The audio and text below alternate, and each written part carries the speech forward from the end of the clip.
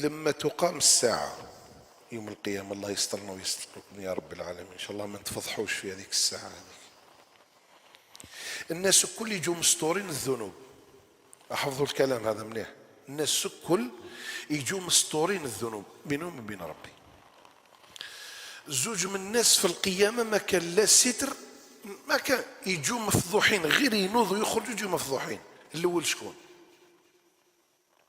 الغدار، غدرك بلا مان. يجي لواء كما نقولوا لواء احنا علام هكذا، عنده الوسم نتاعو هذاك الحديد اللي درناه فيه ولا العصا، لواء مكتوب واش مكتوب فيها، جاي قدام الناس يمشي هو مع الناس، هذه غدرة فلان. غدار. حتى شوف الكلمة يهربوا من الناس الكل يقول له غدار خاين. حتى الطباع السليمة بالفطرة السليمة شوف غير يسمعوها ينفروا منها، يقولوا غدار، خدعني بلا مان. هذا أول إنسان يجي مفضوح.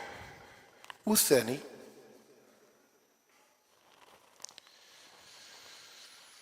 كان واحد الوزين في سيدي موسى من براقي لهيه، كان من أكبر المصانع نتاع الخشب في الجزائر. يا الله يبارك ما شاء الله، بنات الدولة وأبناء الشعب يسترزقون فيه. العشوة واحد مخرج لوحة، واحد مدي خشبة، واحد مدي كذا في الباب، واحد يقول وين راك مدي؟ يقول له تاع باباك، هذا تاع البايلك، الآن المصنع مقفل. هذاك المال يسموه المال العام، المال تاع العام تاع الناس. هذاك المال قال ومن يغلل في القرآن، ومن يغلل يأتي بما غل يوم القيامة. يجي مفضوح، يجي رافد الشيء اللي ماهوش تاعو، المال تاع العام، يجي رافدو يديه جايبو في ساعة القيامة. اللهم لا تفضحنا بين خلقك.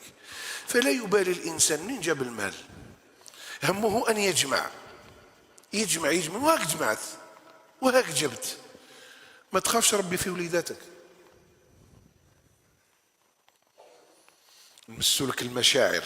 ما تخافش ربي في زوجتك، الاب والام نتاعك عايشين عندك، ما تخافش ربي في الوالد والوالده. منين جبت المورد منين؟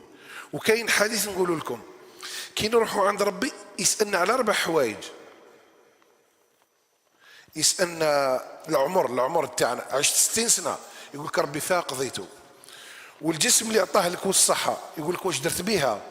والسؤال اللي بعده هذا المال بعده يعني يجي مترتبين، من اين منين جبت، من اين حصلته، فيما انفقته. هي راي كارثه. سمعت انا شيخ من مشايخ العلماء الكبار، ما نكذبش عليكم، انا كنت نعرف ويل للمطففين الذين اذا اكتالوا على الناس يستوفون واذا كالوهم او وزنهم يخسرون. يعني الناس اللي تسرق في الميزان، هذا هو الايه. انا سمعت جاب معنى واحد اخر، قال اللي يروح للدوام، الدوام هي الخدمه في الشرق في الحجاز وكذا، ما يقولش انا راح نخدم، يقول لك انا ذاهب الى الدوام. احنا في بلادنا نقول رايحين للخدمه، مش مشكله هنا. قال من يذهب الى الدوام، والدوام فيه 8 ساعات، يخدم 2 ويبحر 6. قال هذا ممن قال الله فيه ويل للمطففين، او سارق. ولما يتقاضى الراتب في اخر الشهر يدي الراتب، يخرج هذاك الايام اللي ما خدمهاش ولا ما يخرجهاش. واعر. والحلال هذا في هذا الزمان، الحلال كما نقولوا احنا عقبه. الحلال اليوم عقبه، الانسان يطلع العقبه هذه، والانسان كي يطلع العقبه يجهد، يقول وش يقول له عقبه طويله، هذه عقبه لانه حلال. اما الحرام اليوم راه ضارب اطنابه الا من سلمه الله من الصالحين والصالحات. واش ندير به؟